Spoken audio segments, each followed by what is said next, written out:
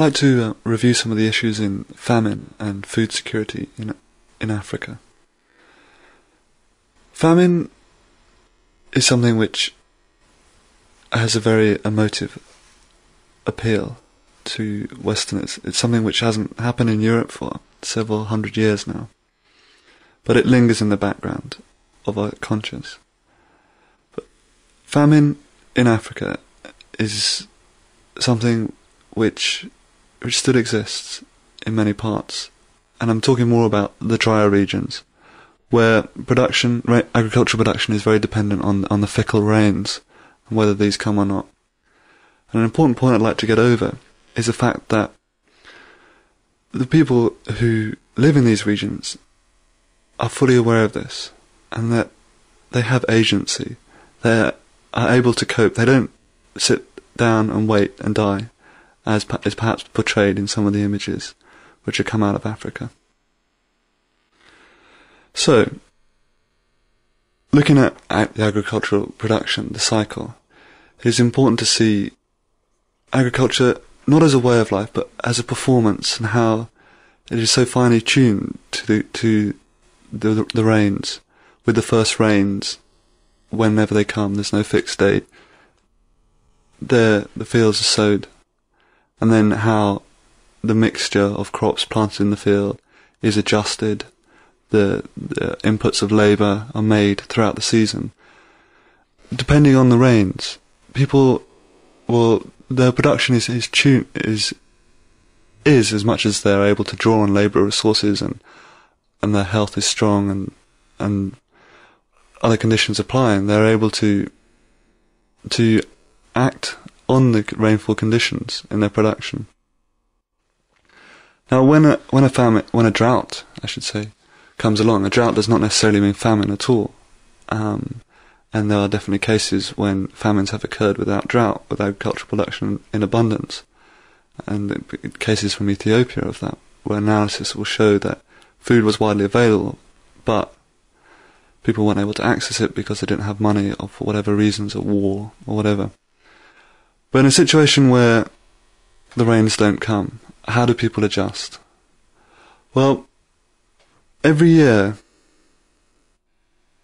there are groups of people, the poorer people, whose production from the previous year, whether because they have had bad luck, whether their holdings aren't sufficient, whatever reasons, they haven't produced enough.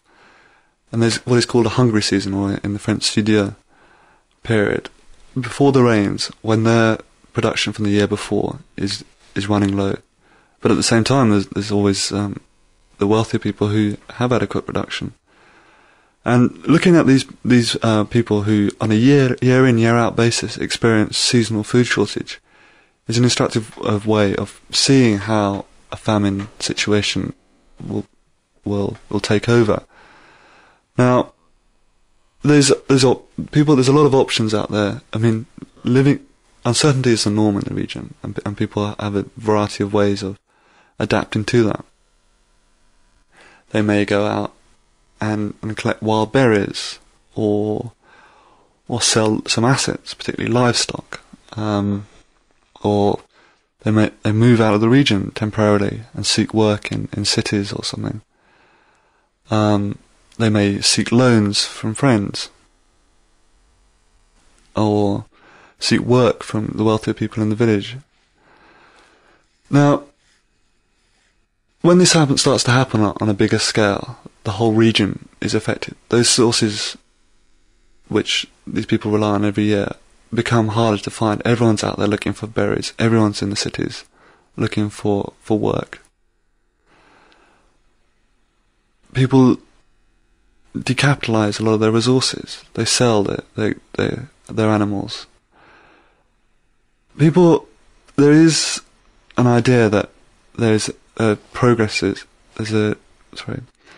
an idea that what people do has kind of a linear kind of pattern to it. People will first of all seek wild foods, and they'll seek loans, and then they'll sell their resources, and eventually, if it gets too bad, they will sell their farm or their means of production. They'll sell their ploughs or when all their seed reserves, and the ability to return after the famine event is over is harder.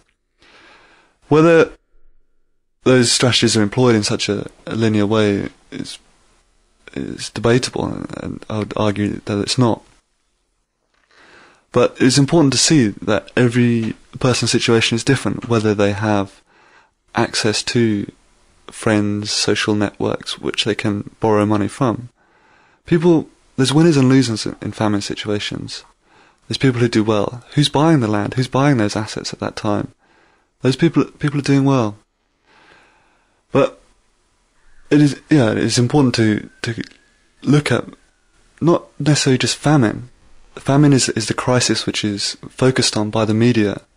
The images of skinny, starving people in refugee camps just waiting for food is the only thing that will jog the Western attention to get aid. But you have to look beyond that to more normal times, when there is a section of society, often quite large, who have been unable to recover from the last famine event, who now perhaps are landless, or have lost their herds, and now in forms of a production where they're reliant on someone else. They're reliant on those people who did well from the last famine. They're now in a different form of relationship. And the thing is, after a famine, the conditions are not going to return to as they were before. And this is an important fact to bear in mind. Perhaps above all is the fact that people live with this situation.